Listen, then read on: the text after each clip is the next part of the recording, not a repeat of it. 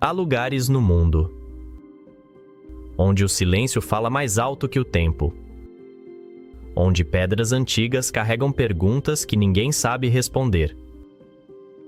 Espalhados por desertos, montanhas e florestas, existem construções que não foram apenas erguidas. Elas foram reveladas. São marcas deixadas por civilizações que desafiaram a lógica, o peso das rochas e o esquecimento. Pirâmides, túneis, círculos de pedra e desenhos gigantescos visíveis apenas do céu. Tudo isso sobreviveu por milênios sem explicar por completo o porquê de existir. Nesta jornada, não vamos apenas visitar ruínas.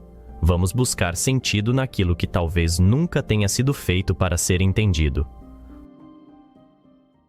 Marcas na Terra. Os primeiros sinais de civilização. Desde os tempos mais remotos, a humanidade deixou marcas no mundo, não apenas com pedras empilhadas ou monumentos colossais, mas também com desenhos gravados no próprio solo.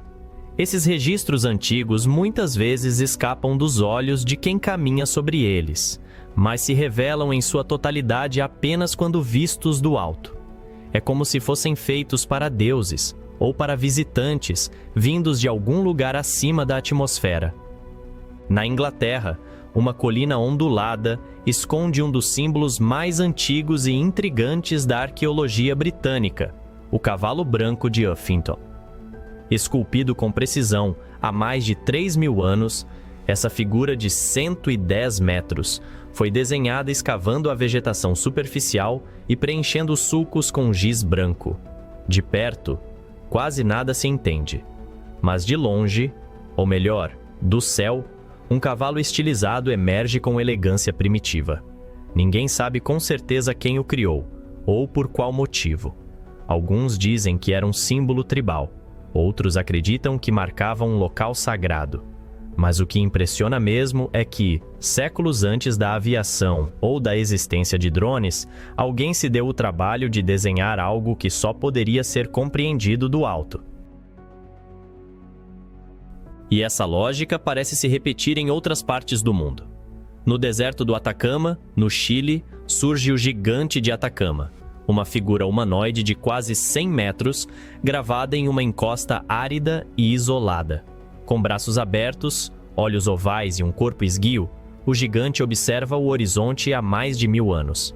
Pesquisadores associam a figura à cultura Tiwanaku, ou os povos que habitavam o deserto muito antes da chegada dos espanhóis. Para alguns, o gigante era um calendário astronômico, ajustado ao movimento das estrelas. Para outros, talvez fosse algo mais simbólico, uma representação de deuses antigos, ou seres que não pertencem a este mundo. Cruzando o continente americano em direção ao oeste do atual território dos Estados Unidos, no deserto da Califórnia, encontramos os intáglios de Blythe. São figuras enormes, semelhantes às de Nazca, representando humanos, serpentes e animais. Descobertos por acaso na década de 30, eles só podem ser vistos com clareza do alto. Até hoje, seu propósito permanece em debate. O que se sabe é que foram criados pelas culturas indígenas da região, talvez como parte de rituais de fertilidade ou cerimônias fúnebres. Enquanto esses geoglifos antigos fascinam por sua escala e mistério, um fenômeno mais recente continua despertando teorias e polêmicas. Os círculos nas plantações surgem da noite para o dia, em campos de trigo ou milho, com padrões geométricos impecáveis, muitas vezes impossíveis de serem feitos manualmente em tão pouco tempo. Apesar de muitos serem obras de artistas ou brincalhões, alguns desafiam explicações simples. Em especial, aqueles onde os caules das plantas não estão quebrados, mas dobrados com precisão microscópica, como se uma força invisível tivesse pressionado o solo. Ali, entre espirais, fractais e mandalas, crescem as especulações sobre contatos extraterrestres, campos eletromagnéticos ou até manifestações desconhecidas da própria natureza. Mas se há um nome que reina entre todos os geoglifos, ele vem do sul do atual território peruano. As linhas de Nazca, compostas por centenas de figuras desenhadas no chão do deserto, se estendem por muitos quilômetros. Há formas de animais, como o beija-flor, o macaco, o condor, mas também linhas retas, espirais e formas geométricas. Apesar de muitos estudiosos acreditarem que tinham função cerimonial ou religiosa, o fato de só serem visíveis do ar ainda levanta suspeitas. Como um povo tão antigo teria criado algo tão vasto, com tamanha simetria? Teriam voado em balões rudimentares, como alguns teóricos sugerem? Ou seria um legado para visitantes celestes? Nas águas cristalinas das Bahamas, onde o mar reluz em tons de azul e verde sob um céu sem fim, a beleza do cenário contrasta com os inúmeros relatos de naufrágios, desaparecimentos e fenômenos ainda hoje sem explicação. Essa região, marcada por muitas décadas de histórias envolvendo o Triângulo das Bermudas, esconde sob sua superfície mais do que recifes e peixes tropicais. E é ali que mergulhamos em um dos enigmas mais submersos, de forma literal, da arqueologia misteriosa. A chamada Estrada de Bimini, descoberta nas águas rasas do arquipélago, é uma formação rochosa, reta e regular que lembra uma estrada pavimentada. Geólogos a descrevem como um fenômeno natural, esculpido por forças geológicas ao longo de muitos milênios. Mas desde que foi revelada ao mundo por mergulhadores e defensores da teoria da Atlântida, as dúvidas se multiplicaram. Seria essa a última pista de uma civilização avançada engolida pelo oceano? Ou apenas mais um reflexo da vontade humana de encontrar, no fundo do mar, vestígios do que ainda não conseguimos explicar? Essas primeiras marcas da nossa jornada talvez não respondam perguntas. Pelo contrário, elas são o ponto de partida de um enigma que só cresce. Quanto mais observamos o chão, mais parecemos ser observados de cima. A arquitetura dos ancestrais. Quando as primeiras marcas na Terra começaram a se transformar em estruturas verticais, algo fundamental mudou na história humana. Não eram mais apenas sinais no chão, mas símbolos erguidos em pedra, sólidos como o tempo, criados para durar milênios. Eram construções que exigiam mais do que mãos e ferramentas, pediam organização, fé e uma visão que talvez nem pertença inteiramente ao nosso tempo. Na costa da Bretanha, na França, as pedras de Karnak se estendem por quilômetros em linhas perfeitas. São milhares de blocos erguidos há mais de 7.000 anos, muito antes das pirâmides ou mesmo da escrita.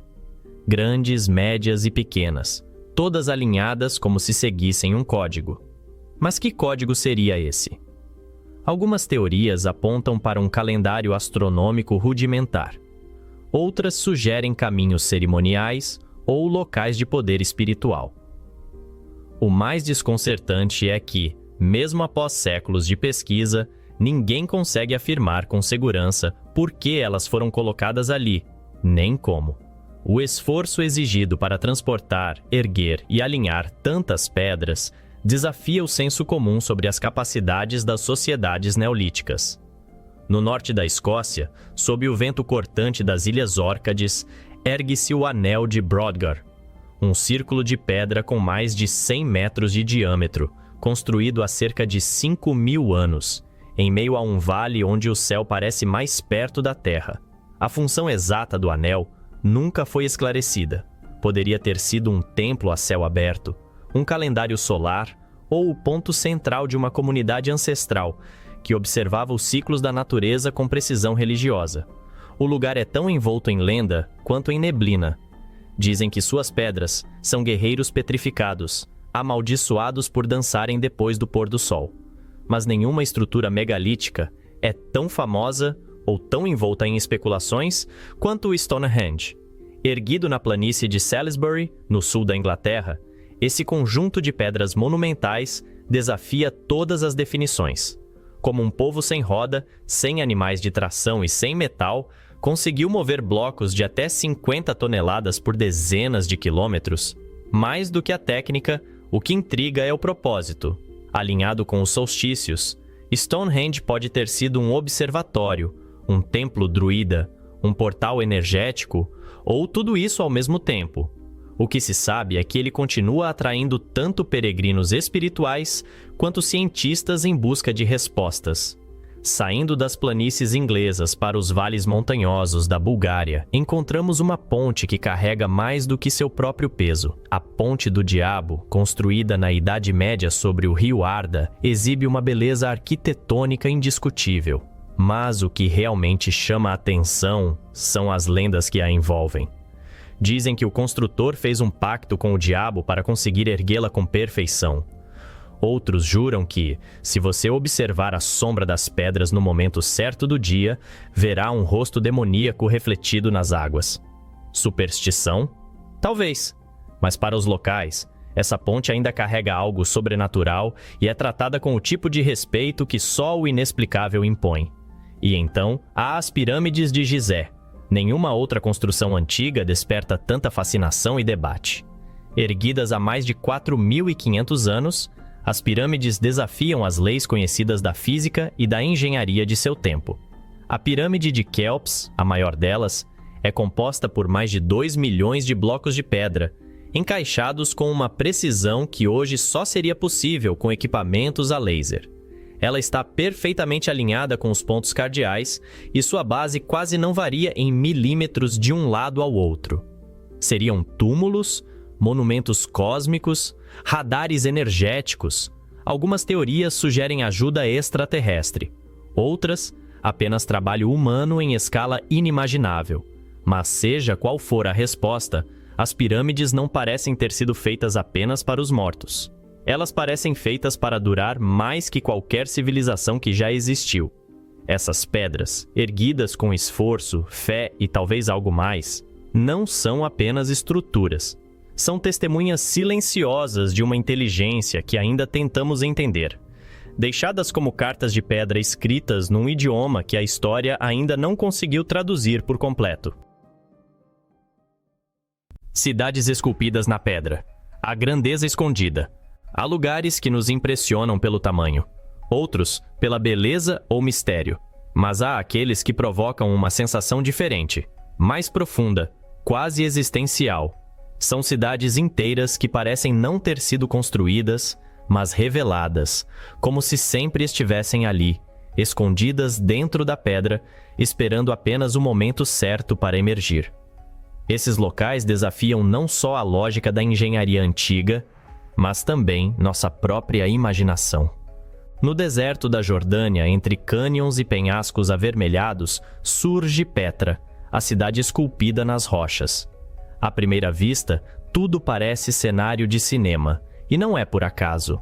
Sua fachada mais famosa, o Tesouro, parece ter sido talhada por mãos sobre-humanas. Mas Petra vai muito além daquela primeira imagem.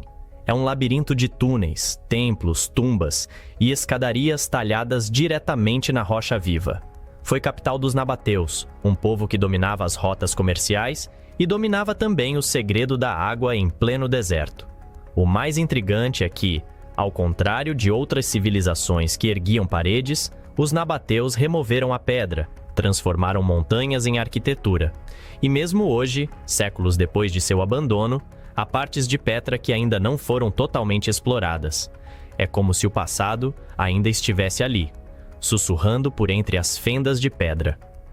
Viajando até a Etiópia, descobrimos um feito tão grandioso quanto silencioso: as igrejas de Lalibela. Mandadas construir no século XII por um rei que desejava uma nova Jerusalém no coração da África, essas igrejas não foram erguidas, foram escavadas de cima para baixo. Um único bloco de rocha transformado em espaço sagrado. A mais impressionante delas, a Igreja de São Jorge, tem o formato de uma cruz grega esculpida em profundidade, com corredores estreitos e passagens que parecem pertencer a outro mundo. Tudo foi feito com ferramentas rudimentares e fé inabalável. Dizem que foram os anjos que ajudaram a terminar o trabalho.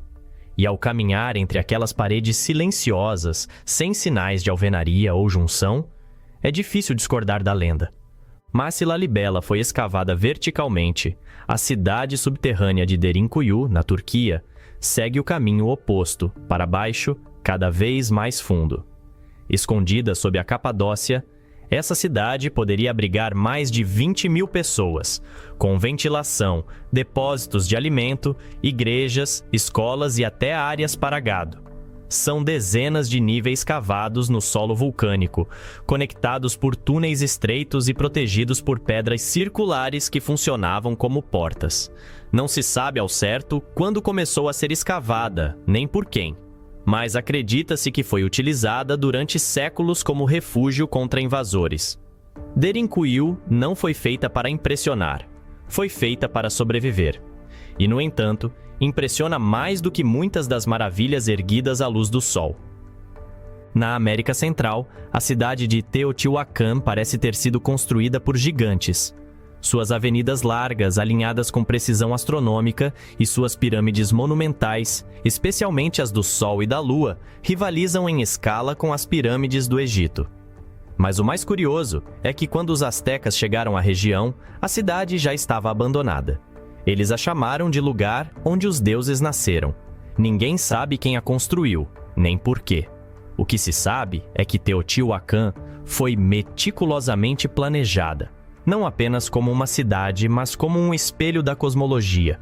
Na mesma linhagem de grandeza e mistério, ergue-se Sacsayhuaman, nas alturas de Cusco, no Peru. À primeira vista, parece uma fortaleza, mas seus contornos sinuosos, em forma de relâmpago, revelam algo mais, uma obra-prima da engenharia inca.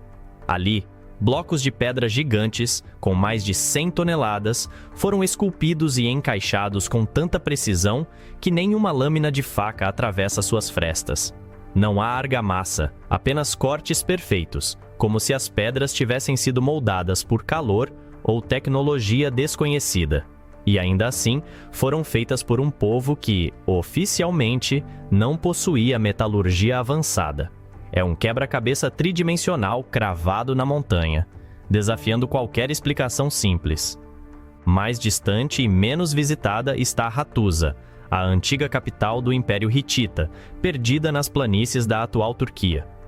Suas muralhas monumentais guardam inscrições misteriosas, esculturas em baixo relevo e portais com leões talhados que parecem observar cada visitante que atravessa seus arcos. Hattusa floresceu por séculos e depois desapareceu, quase sem deixar vestígios culturais diretos.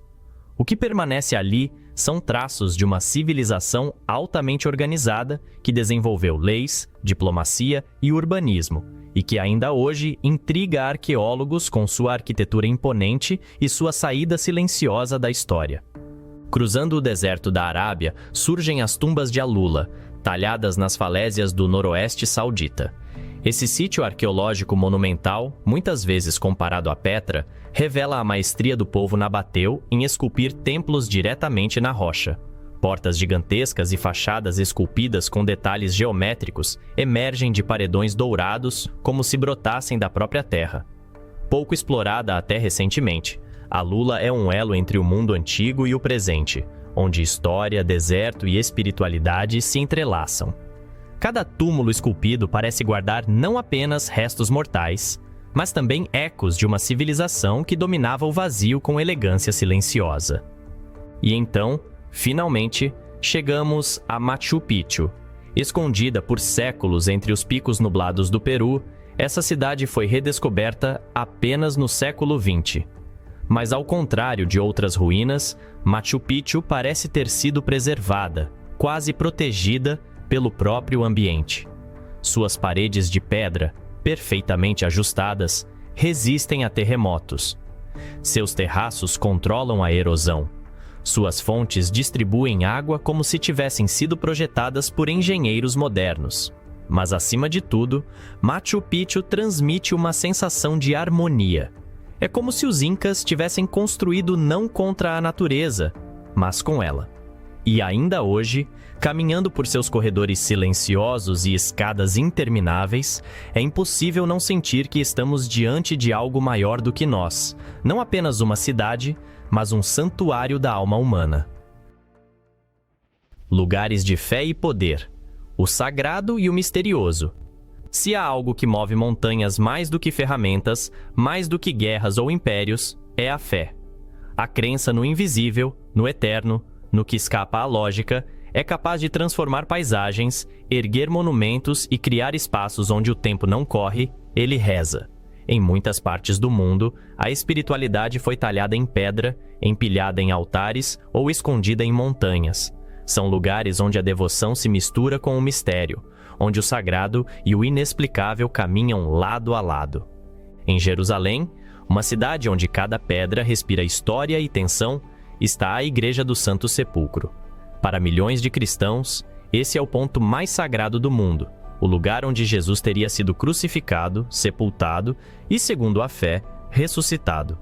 Mas o que torna essa igreja tão impressionante não é apenas sua importância religiosa, é o modo como ela se sustenta no tempo, mesmo cercada por séculos de disputas, invasões e até batalhas internas entre os próprios guardiões do templo.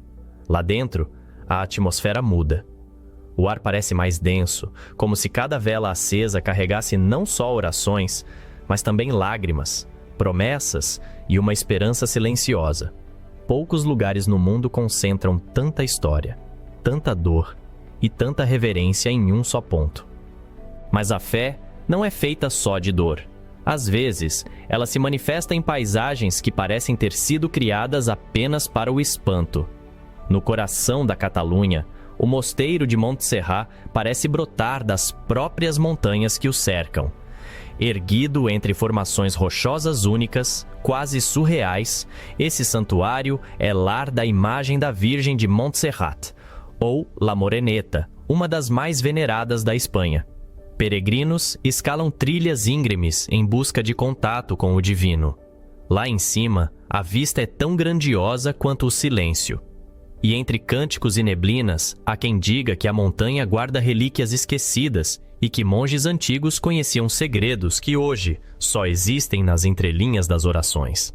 Se Montserrat é uma elevação da fé, o Monte Fuji é sua mais pura expressão estética. Ícone do Japão e símbolo da harmonia entre homem e natureza, esse vulcão sagrado tem sido reverenciado por séculos tanto no shintoísmo quanto no budismo.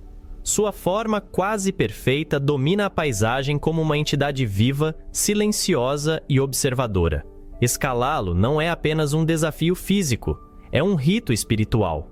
Milhares de peregrinos sobem suas trilhas ainda na madrugada para assistir ao nascer do sol do cume, em um gesto de purificação e renovação. Os japoneses dizem que todo ser humano deve subir o Fuji pelo menos uma vez na vida, e apenas um tolo o faz 2 vezes. Porque o Fuji não se conquista, se contempla. E sua presença, mesmo à distância, é capaz de silenciar multidões. Mais distante, do outro lado do mundo, ergue-se Uluru, o coração espiritual da Austrália.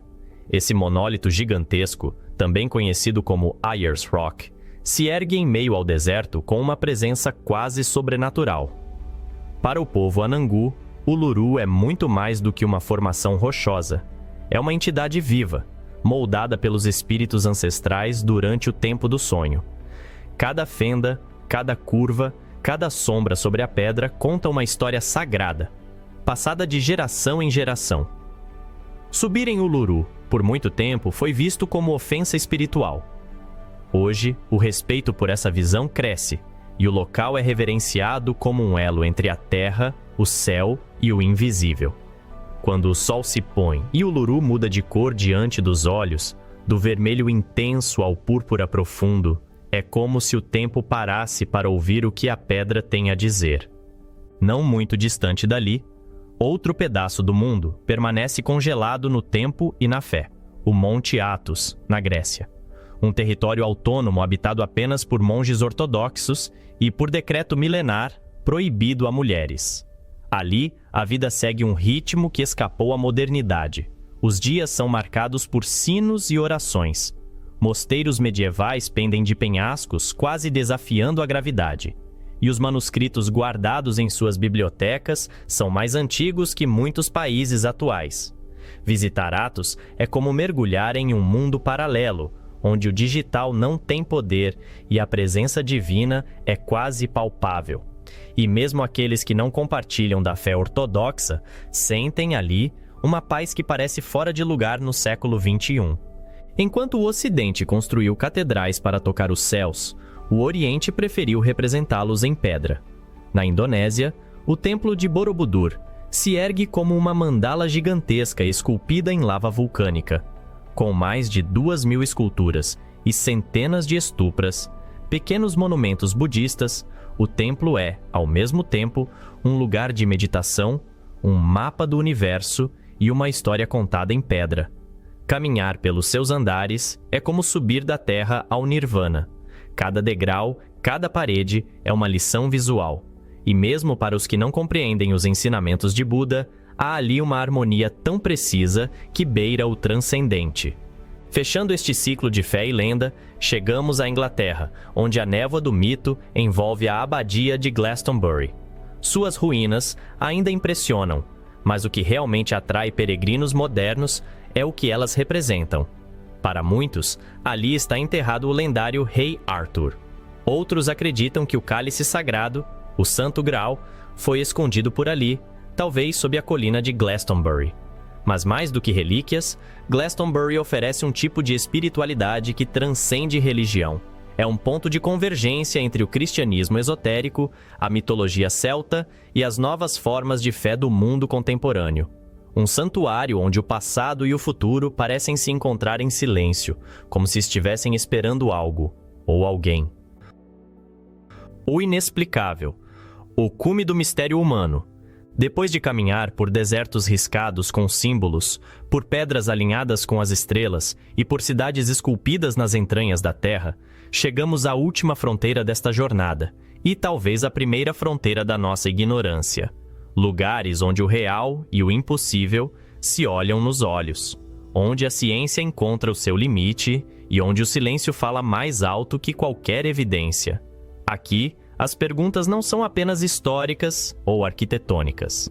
São existenciais. O que somos, o que fomos e o que ainda não fomos capazes de lembrar. Nas profundezas do oceano, próximo à ilha de Yonaguni, no Japão, mergulhadores descobriram aquilo que parece ser uma cidade inteira submersa. Escadarias, colunas, plataformas, tudo esculpido em pedra, com ângulos retos e uma simetria que se recusa a ser natural. Os geólogos dividem opiniões. Alguns defendem que tudo não passa de uma formação geológica rara, criada pelo movimento das placas tectônicas. Outros veem ali vestígios de uma civilização perdida, talvez uma que viveu há mais de 10.000 anos, antes do último grande derretimento das calotas polares. A verdade permanece no fundo do mar, silenciosa, dançando com as correntes e com os mistérios do passado. A apenas algumas horas de voo dali, mas milênios no tempo, está Göbekli Tepe, na Turquia. Descoberto por acaso no final do século XX, esse templo reescreveu os livros de história. Construído há mais de 12.000 anos, antes mesmo da invenção da agricultura, ele contém colunas monumentais decoradas com animais, símbolos e figuras humanas. Isso significa que, muito antes de os povos formarem cidades ou plantar sementes, já estavam construindo templos, já cultuavam, já observavam o céu, já buscavam algo além. E isso, por si só, muda tudo o que achávamos saber sobre o início da civilização. Quem construiu Göbekli Tepe? Por qual motivo? E como foi possível erguer tamanhas estruturas sem ferramentas de metal, sem escrita, sem qualquer tecnologia conhecida? Até hoje, essas perguntas permanecem em aberto, como as portas de um santuário que insiste em não se deixar compreender. Seguindo rumo ao Pacífico, a Ilha de Páscoa surge como um ponto minúsculo no mapa, mas gigantesco na imaginação humana. Seus moais, estátuas colossais com cabeças desproporcionais, foram talhados em pedra vulcânica e arrastados por muitos quilômetros. Como? Essa ainda é uma das grandes questões. Mas a maior dúvida talvez não seja técnica, e sim simbólica. Por que foram feitos? A que deuses serviam? E por qual motivo, de repente, tudo parou? Os antigos habitantes, os Rapa Nui, desapareceram em um colapso cultural e ambiental que ainda hoje serve de alerta.